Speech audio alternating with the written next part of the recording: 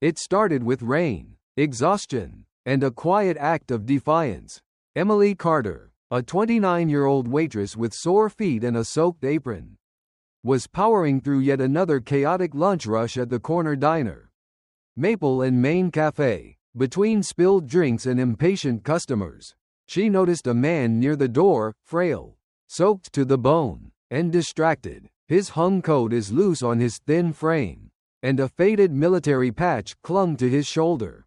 No one else paid him any mind, but Emily did. She guided him gently to an empty booth, brought him a lost and found blanket, and without hesitation, paid for his meal using her own tip money. She didn't ask for permission. She simply saw hunger and did something about it.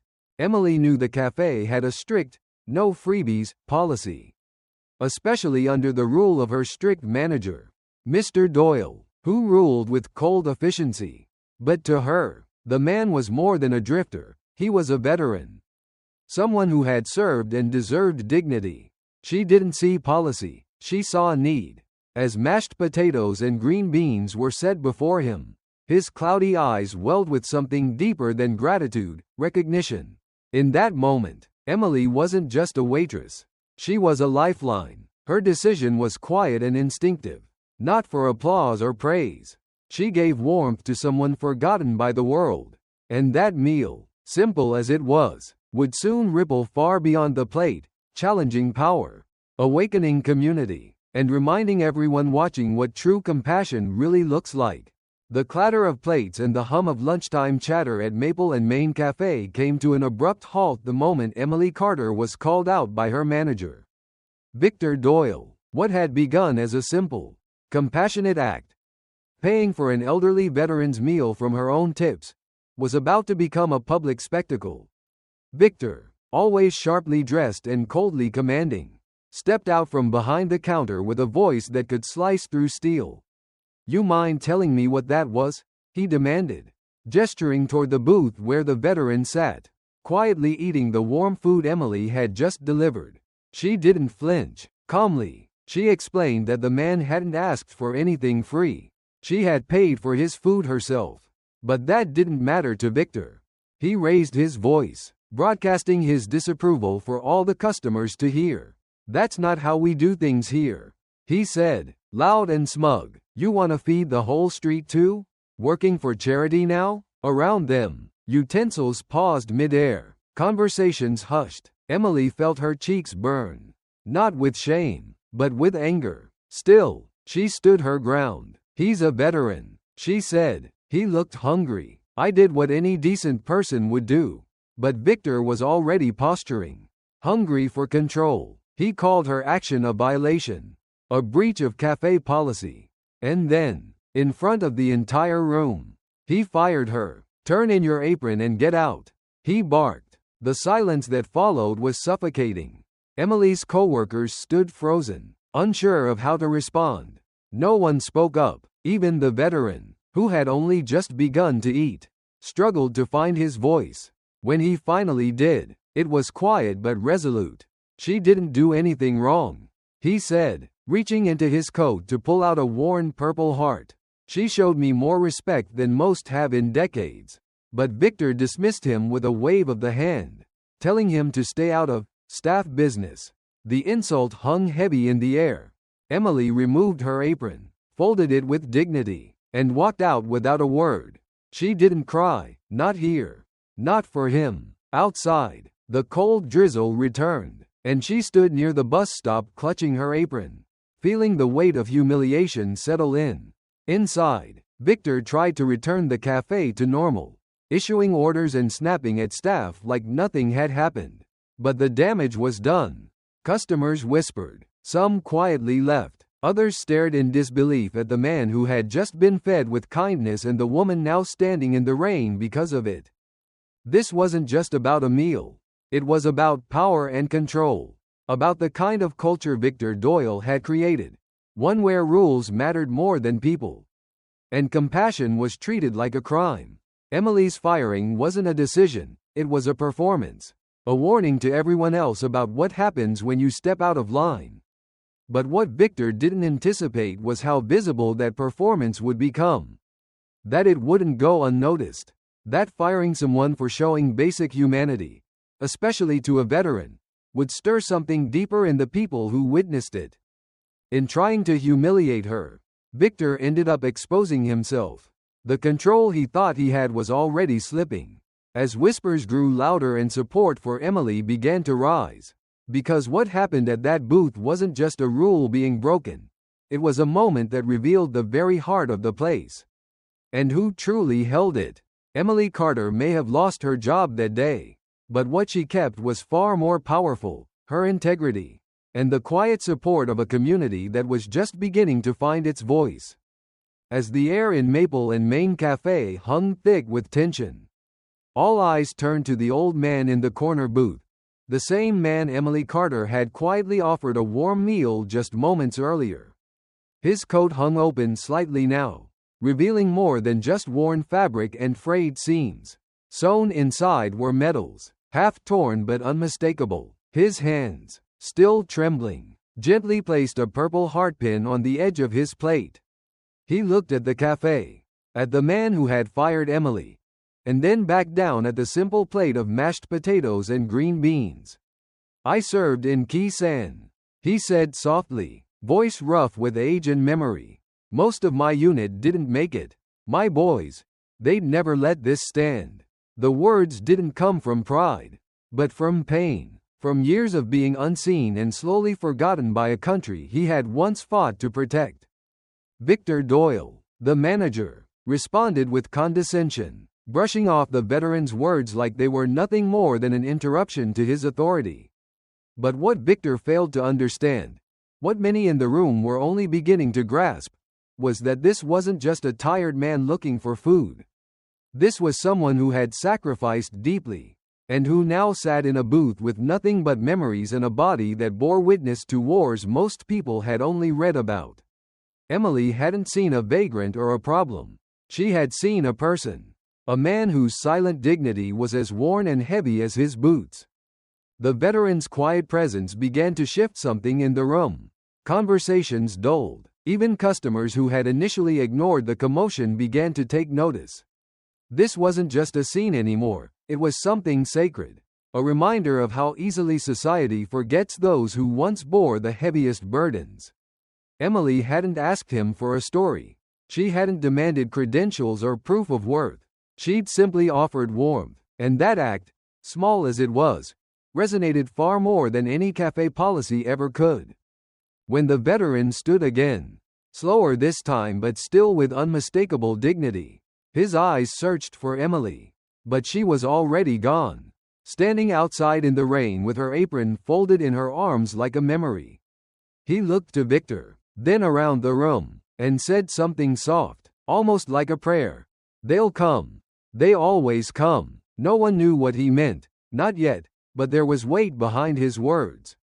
As if he were speaking not just from experience, but from faith. Faith in his fellow soldiers, in loyalty, and in the power of being seen. What Emily had done, without fanfare or audience, was recognize humanity in someone the world had passed by. She didn't know the stories stitched into his coat or the battles behind his weary eyes. But she didn't need to. That's what made her act so profound. She offered food, yes, but also dignity. She reminded a forgotten man that he was still worth something, that someone still cared. In a world that often measures people by productivity or polish, the veteran was a walking contradiction, unkempt, weathered, but filled with unspoken history. His response to her kindness wasn't loud or theatrical. It was quiet, reverent, because he knew exactly how rare it was. And that quiet reverence, that simple thank you, would be the spark that lit a fire far greater than either of them could have imagined. For what followed would not be a protest, nor a press release, but a gathering of those who understood the true meaning of honor, and a reckoning for those who had long forgotten it. Just when the tension inside Maple and Main Café seemed to settle into an uncomfortable hush, the sound of the entrance bell jolted everyone's attention. The door swung open and in stepped four men, broad-shouldered, calm, and unmistakably military. Their uniforms bore years of service. their boots well worn, their presence commanding without a single word. The leader, a Marine with a firm jaw and captain's insignia, scanned the room and locked eyes with the quiet elderly man still seated at his booth. "Sir, we got your message," he said simply. The veteran, whose name few knew but whose presence had already shifted the room's energy, looked up and replied softly, "I didn't mean to cause trouble, but she got fired for feeding me." The Marine nodded solemnly. "We came to make sure that kind of thing doesn't go unanswered." Victor Doyle, the cafe's manager, attempted to reclaim his ground, offering a half-hearted smile and a tone oozing false hospitality. "Can I help you, gentlemen?" he asked. But the second Marine, eyes hard and voice steady, cut through the pleasantries. "You're the one in charge?" he asked. When Victor confirmed, the third Marine leaned in. "From what we understand, your employee showed compassion, paid out of her own pocket, and you fired her for it. That's not enforcement of policy. That's failure of character." What followed wasn't shouting, threats, or spectacle. It was something far more powerful, controlled confrontation built on principle.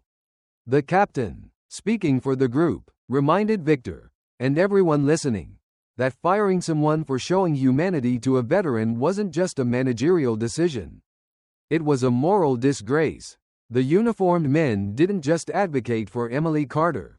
They made it clear she represented values they had fought to preserve: dignity, loyalty, compassion. When Victor tried to protest, to point to policies and procedures, the Marines didn't flinch. "You humiliated her in public," the captain said evenly, "and now you want to hide behind rules."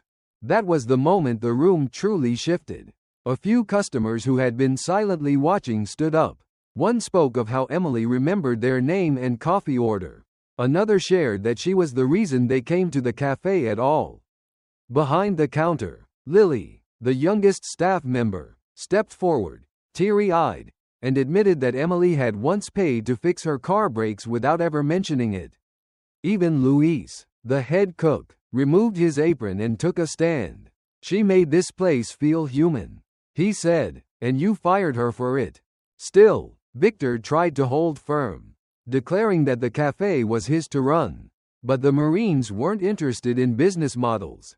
One of them, a veteran with a deep scar across his jaw, pointed to the purple heartpin still resting on the table. "That doesn't belong here," he said. "It belongs with people who understand sacrifice. Clearly, that's not you." And with that, the weight of the moment settled into every corner of the cafe. The old man, eyes glistening, tried to reclaim his pin, but the Marines told him to leave it. "It belongs here now," they said, as a reminder. Their visit wasn't just a gesture. It was a statement. When one of their own is shown dignity, and then punished for it, they don't sit quietly. Their presence validated Emily's act in a way no argument ever could. They weren't there for violence or drama. They were there for justice. The kind earned not by policy, but by principle. In that quiet, respectful confrontation, they reminded everyone, especially Victor Doyle, that sometimes the strongest statement isn't anger, it's presence. And on that day, they stood not just for one veteran, but for the woman who had fed him without asking for anything in return. As the final words from the Marines hung in the air like a verdict, something remarkable began to happen inside Maple and Main Café, something Victor Doyle, the manager, had never expected. One by one, Emily Carter's coworkers and longtime customers began to speak up. It started with Lily, the teenage waitress who had once been too nervous to make eye contact. With trembling hands and eyes wet with regret, she stepped forward. "She walks me to my car when it's dark," she said. "She stayed to help me close, even when it wasn't her shift. She's the reason I didn't quit after my first week." Her voice cracked, but her resolve held. "And I said nothing when she was fired. I won't stay quiet anymore." Luis, the head cook who had worked countless shifts beside Emily, came out from the kitchen, no longer hiding behind the fryer. He tossed his apron onto the counter.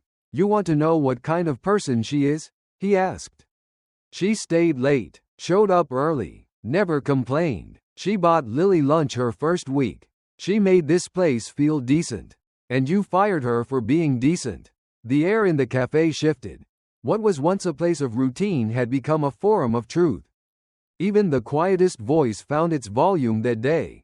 Omar, the teenage dishwasher who rarely spoke a word, stepped from the back and shared how Emily was the only one who ever asked if he needed a ride home. "I live 2 buses and a walk away," he said. She offered, without me asking. That's who she is. When Victor dismissed him with a sharp, "Are you quitting too?" Omar simply shrugged. "I'm not scared of you," he said, and that, perhaps more than anything else, shook the power Victor clung to. It didn't stop there. Lenny, a grizzled trucker who'd been a regular since the cafe opened, stood up and dropped a $20 on the counter. "For the veterans' lunch," he said gruffly, "and for the waitress who should still be working here." One by one, customers followed his lead. Some left cash on the table. Others simply gave Emily a quiet nod as they passed. They weren't just paying for a meal. They were tipping a moment of truth. Victor tried to stop the hemorrhage of support. He threw up his hands, declaring the whole thing ridiculous, accusing them all of ganging up on him. "I built this place," he shouted. "This is my cafe." But his voice rang hollow. Cheryl, who ran the hair salon next door, crossed her arms and met his gaze. "Then it's too bad you forgot who helped you keep it running." That day, Maple and Main Café was no longer just a place to get a sandwich or a cup of coffee. It became a reckoning, a moment where customers became witnesses, staff became allies, and one woman's small act of compassion became a mirror held up to everyone in the room. Emily hadn't asked for applause. She had simply acted with heart. But in firing her, Victor had exposed something much uglier. A workplace where kindness was punished and loyalty went unrecognized. The voices that had once stayed silent now rose, not in outrage, but in solidarity. The community rallied not because of some campaign or headline, but because they had seen goodness discarded in real time, and they refused to let it go quietly. Emily's apron may have been left on the counter, but her impact lingered in every corner of the room. She had become more than an employee. She was the pulse of the cafe. And as the door swung open again and another customer walked out, the message was unmistakable. They weren't just leaving because of bad management. They were leaving because the heart of the cafe had been fired. And they weren't going to eat where decency was no longer on the menu. Long after the last customer had left Maple and Main Café, the real storm began, not from within the cafe, but from the outside world. The moment a bystander's video of Emily Carter's firing and the Marines' quiet confrontation hit social media, the internet did what it does best: amplify. The clip, only a few minutes long, captured everything. Emily gently explaining her act of kindness, Victor Doyle coldly dismissing her in front of a silent crowd, and the powerful moment the Marines stood beside her, not with threats, but with unwavering respect. Within hours, it spread through local Facebook groups, veteran forums, and Twitter, igniting a firestorm of emotion. Thousands of users shared the post, many expressing outrage at how someone could be punished for compassion. Comments poured in by the second.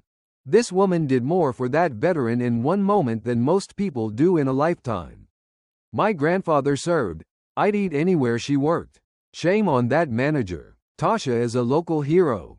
Suddenly, the name Emily Carter wasn't just scribbled on a shift schedule. It was trending. Local news picked up the story, running headlines like, "Waitress fired for feeding veteran finds new purpose," and "Community rallies behind fired cafe worker." Then, national outlets followed. The video was reposted by a Marine Corps account with millions of followers. That spotlight didn't just shine, it scorched. Within 24 hours, Maple and Main Café's phone lines were flooded. But they weren't ringing for reservations. The calls were complaints, media inquiries, and veterans from across the country offering support for Emily and demanding accountability from the cafe's management. Victor Doyle attempted damage control, but his cold, robotic statement on the cafe's social media only made things worse. "We regret any misunderstandings," it read, "and are committed to treating all customers and staff with respect." The comments were unforgiving. "You didn't regret it until the video went viral. This isn't a misunderstanding, it's a moral failure." A petition demanding Victor's resignation circulated quickly, gathering over 15,000 signatures within 2 days. Local influencers called for a boycott. Yelp and Google reviews plummeted. The cafe that once buzzed with community regulars now stood hollow, its reputation evaporating faster than its coffee. But while the cafe struggled under the weight of its own choices, Emily's world was shifting in the opposite direction. Messages of support poured in, from veterans organizations, local business owners, even strangers moved by her story. One email stood out above the rest. A job offer from the Hagerty Veterans Outreach Center, a respected nonprofit serving veterans in Eugene. They weren't just offering a paycheck, they were offering a purpose. "You've already shown us who you are." The message read, "Let us show you the kind of place that values that."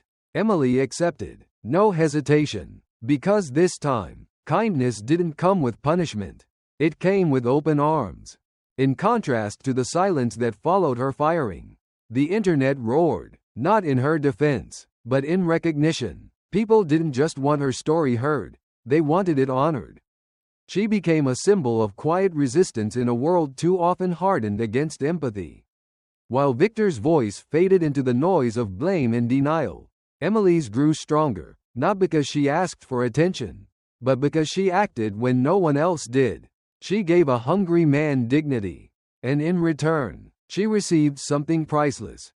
Truth spoken aloud, by an entire community unwilling to let decency go unnoticed.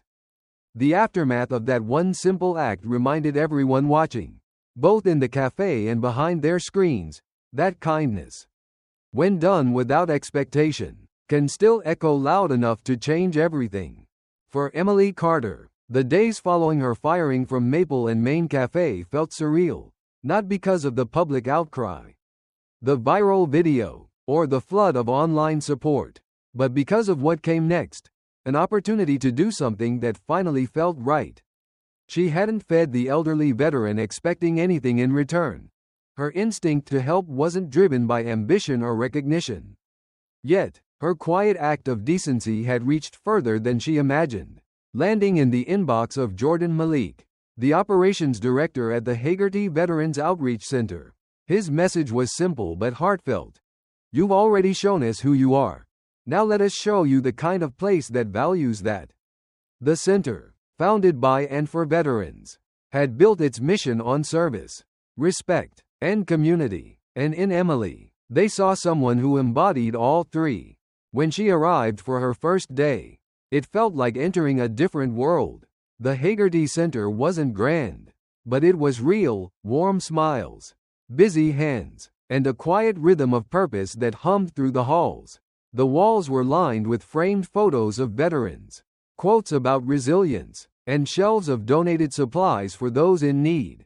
One of those photos, recently added, was a still from the viral video, Emily standing inside the cafe.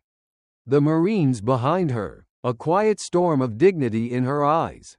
Beneath it, someone had scrawled in marker, "You don't punish people for being decent." Her role was varied: answering phones, helping veterans fill out housing forms, organizing meal drop-offs, but every task carried meaning. It wasn't glamorous work, but it was grounding. Emily wasn't just clocking in for a paycheck, she was part of something larger.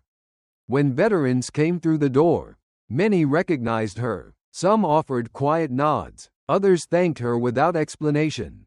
And in every one of those moments, she felt something she'd rarely felt before in her old job. Respected not for what she did, but for who she was. One afternoon, as she restocked brochures by the entrance, she saw a familiar face: Walter, the veteran she had served that day at the cafe. He was seated in his usual spot, coffee in one hand, a crossword puzzle in the other. His coat was cleaner now, his eyes clearer, When he saw her, he smiled and said, "You made it." She sat beside him and nodded. "Yeah, I made it." They didn't need to say much more. Their bond wasn't built on words. It was built on a shared moment of quiet humanity. A meal exchanged not out of charity but mutual dignity. Walter later told her, "Real power isn't being the boss. It's what people say about you when you're not in the room." Emily carried that with her. She didn't need a title or a uniform. She had what mattered: integrity. And in this new place, that wasn't a liability, it was a badge of honor. While Maple and Main Café faded into local infamy, Emily found herself becoming part of something that actually changed lives. She didn't just move on, she moved up into a role where decency wasn't punished. It was celebrated. And perhaps most importantly, she learned she didn't need permission to matter. She had always mattered. It just took the right place and the right people to remind her of that. While Emily Carter stepped into a new chapter of her life with grace and dignity, the same could not be said for the place she had left behind. Maple and Main Café, once a cozy neighborhood staple tucked between a hardware store and a beauty salon, quickly became a symbol of everything that could go wrong when leadership forgets its humanity. As Emily settled into her new job at the Hagerty Veterans Outreach Center, helping veterans fill out housing forms and delivering meals with quiet purpose, her former workplace was unraveling at the seams. The viral video of her being fired for feeding a veteran had caught fire, and its ripple effect was merciless. Regular customers stopped showing up, replaced by empty chairs and the occasional confused out-of-towner unaware of the scandal. The cafe, once bustling with lunch orders and laughter, had become eerily silent. Inside, Victor Doyle, the cafe manager who had fired Emily so publicly, now wandered the space like a ghost in his own establishment. His usual bravado, snapping at servers, micromanaging the counter, pacing like a man in charge, was gone. His voice, once sharp and smug, had lost its edge. The cafe's social media was flooded with angry comments. Reviews dropped to one-star ratings, and a petition demanding new ownership gained thousands of signatures. Even a half-hearted apology posted to the cafe's Facebook page was torn apart as insincere. "You didn't regret firing her," one commenter wrote. "You regretted getting caught." Another simply stated, "You lost the heart of your cafe the second you fired Emily." The staff who remained were demoralized. Luis, the longtime cook, had already walked out. Omar, the quiet dishwasher, now barely spoke to Victor. The once tightly knit team that kept the cafe running had become fractured. No one offered Victor the camaraderie he used to enjoy, because now he stood alone, a leader without loyalty. Even Lily, once too timid to raise her voice, had begun speaking openly about the toxic environment, telling customers exactly why the place no longer felt like home. Every morning, Victor opened the cafe with less hope than the day before. The register barely rang. The hum of conversation was gone. All that remained was the hollow echo of a business that had lost its soul. Meanwhile, Emily's days were filled with genuine connection. At the outreach center, she was surrounded by people who appreciated her instincts and valued her character. She hadn't just landed a new job, she had found purpose. On her breaks, she'd walk past the old cafe and glance through the windows, no longer with bitterness, but with a strange kind of peace. She didn't need to go back. The silence in that cafe was louder than any apology Victor could ever give. The contrast between the two worlds couldn't have been starker. On one side, a fading cafe haunted by pride and poor decisions. On the other, a community center alive with service and sincerity. The story had taken on a life of its own. It was no longer just about a woman who bought a veteran a plate of food. It was about what happened when values clashed with vanity. And in that clash, the truth emerged. Compassion will outlast control. And a kind act, no matter how small, can echo louder than any policy manual. Maple and Main had built its success on warm service and loyal patrons. But it had only taken one act of cruelty to erode years of goodwill. as more customers quietly walked away, as former staff found better places to be, Victor was left with the shell of what once was. And perhaps that was the real lesson. A cafe can survive without fancy menus or trendy decor. But it cannot survive without heart. Emily had been that heart. And when it was ripped out, the cafe didn't just lose a worker, it lost everything. In the end, what lingered most from the entire ordeal at Maple and Main Cafe wasn't just the viral video or the headlines. It was the question of what real power truly looks like. For Victor Doyle, power had always meant control, setting rules, giving orders, and keeping his employees in check with fear and humiliation. He believed being the boss meant having the last word, enforcing policy without question, and punishing those who stepped outside the lines, even if they were stepping toward compassion. But when he publicly fired Emily Carter for buying a warm meal for an elderly veteran out of her own tips, what he failed to understand was that true leadership isn't about control, it's about character. And in front of a packed room, filled with regulars and strangers alike, that character, or lack thereof, was exposed in full. Emily hadn't raised her voice, hadn't argued, hadn't stormed out in tears. Instead, she quietly folded her apron and walked away with her dignity intact. But what followed revealed a truth far louder than any outburst ever could. Real respect isn't demanded, it's earned. The people who worked with Emily, who ate the meals she served, who shared small moments of their day with her, they knew who she was. And when one voice rose to defend her, more followed. Coworkers, customers, and even the veteran she served began to speak, not because she asked them to, but because they couldn't remain silent any longer. Their words painted a picture of a woman whose decency had touched everyone around her, not in grand gestures, but in quiet, consistent acts of care. And that's what power really is. What people say about you when you're not in the room. Emily didn't hold a position of authority, yet she commanded more loyalty in a single afternoon than Victor had in all his years behind the counter. Her influence wasn't written on a schedule or a paycheck. It lived in people's memories, in their respect, and in the integrity she carried day in and day out.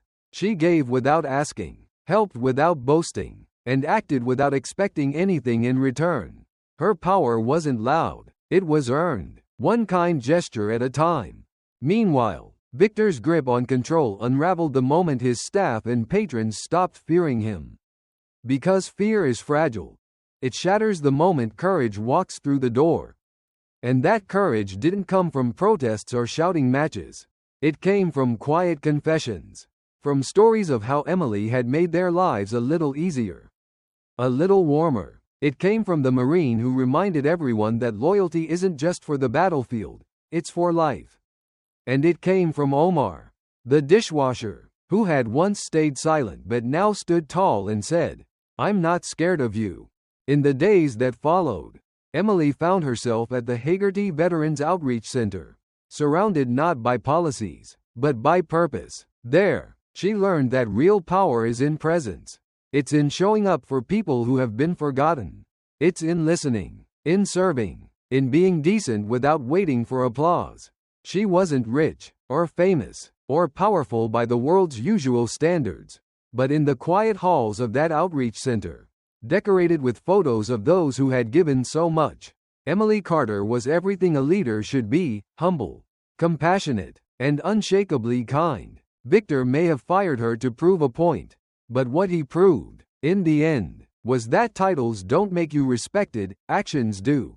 And while he clung to rules, she upheld values. While he chased authority, she inspired loyalty. In the eyes of everyone who watched that day unfold, Emily was not just a waitress.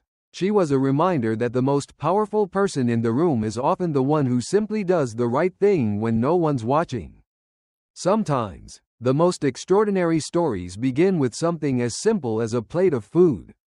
When Emily Carter, a waitress at a small-town diner, noticed a frail, elderly veteran standing alone in the rain, she didn't wait for someone else to act, she stepped forward.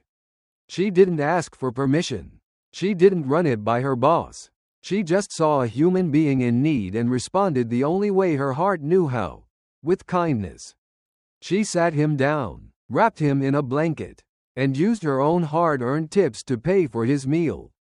It wasn't loud or dramatic. It was quiet, selfless, and real, but in a world that often punishes kindness and rewards cold policy.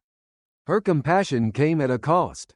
Her manager fired her on the spot in front of a packed cafe, humiliating her for an act of grace. What he didn't see coming was what that single act would awaken in everyone who witnessed it. From the stunned silence of her coworkers to the slow, rising support of customers who had known her for years, the tide turned. The veteran, once silent and forgotten, rose to her defense. Then came the Marines, one by one. Those who understood sacrifice, service, and loyalty showed up, not just for the veteran, but for Emily. And then the town followed. The video of her firing spread like wildfire. What was meant to shame her instead shined a light on her integrity. And the world didn't turn away. She was offered a job at the Hagerty Veterans Outreach Center, a place where compassion was celebrated, not condemned. She didn't just find new employment, she found her purpose. The cafe that had discarded her became a ghost of its former self, empty tables, bad reviews, and a manager who had lost not just his staff but his soul. Meanwhile, Emily stood taller, stronger, not because she fought back with anger, but because she never stopped being decent. And that's the lesson we often forget in the noise of our fast-paced, competitive lives. It costs nothing to be kind, but it means everything to someone else. You don't need a grand stage or a title to make an impact. You just need a heart willing to act, even when no one is watching. The world will always need more people like Emily, people who show up, who care, who give without asking for anything in return. So here's the question I leave you with. What would you have done in that cafe? Would you have looked away? Or would you have stepped up? If this story moved you, if it reminded you of the kind of person you want to be or the world you want to live in, leave a comment below. Tell us about a moment when someone's kindness changed your life, or when you stood up for someone else. We want to hear your story. And if you believe, like we do, that small acts of courage still matter in this world, subscribe to the channel.